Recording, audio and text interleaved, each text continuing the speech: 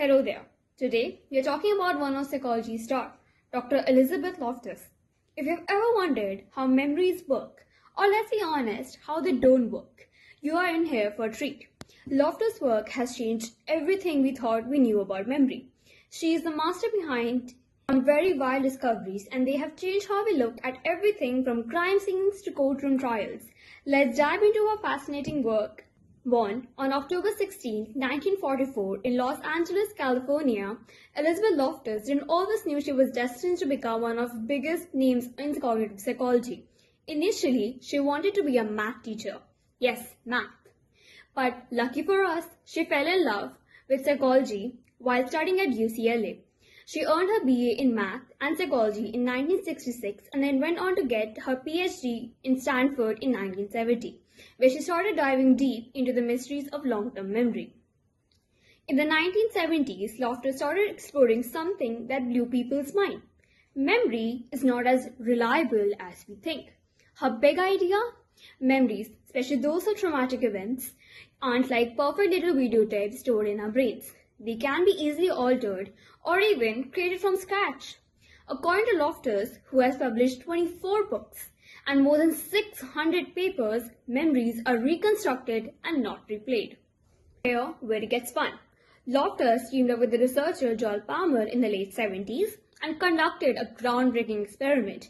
They showed participants a video of a car crash and then asked them to estimate how fast the cars were going. But here's the twist. Depending upon the word they used in the question, the answers changed dramatically.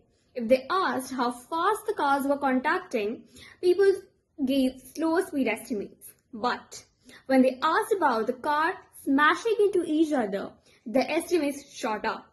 The experiments demonstrated how just one word could plant a false memory in someone's mind. Loftus didn't just stop there. Her research took her into the courtroom, where she became an expert witness in over 200 trials, including some involving notorious criminals like Ted Bundy. Her work on memory distortion helped challenge the reliability of eyewitness testimonies, showing that what people think they saw in a crime scene may not be what actually happened. After all, memory isn't as reliable as we might have thought. She became a well-known figure in both psychology and the media, appearing on major talk shows like the Oprah Winfrey Show and in documentaries about memories. She has been a key spokesperson for the False Memory Syndrome Foundation, advocating for a more skeptical look at memory and its role in criminal justice. Her contributions haven't gone unnoticed. She received numerous honors, including the Distinguished Contribution Award from the American Academy of Forensic Psychology in 1995. But perhaps more importantly, her work has had a huge impact on how courts approach eyewitness testimonies and criminal trials. So, what's our takeaway? Loftus has spent decades questioning everything we thought we knew about memory. She's shown us that memories aren't static. Our minds are constantly restructuring them. And that means our memories might not be as trustworthy as we like to think. Whether it's a car crash or a courtroom, Loftus has proved that memory is far more flexible and sometimes unreliable than we ever imagined. Thanks for watching.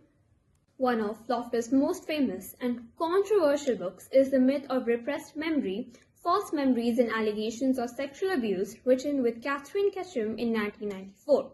In it, Loftus argues that many people who believe they have repressed memories of trauma like sexual abuse might actually be remembering events that never happened.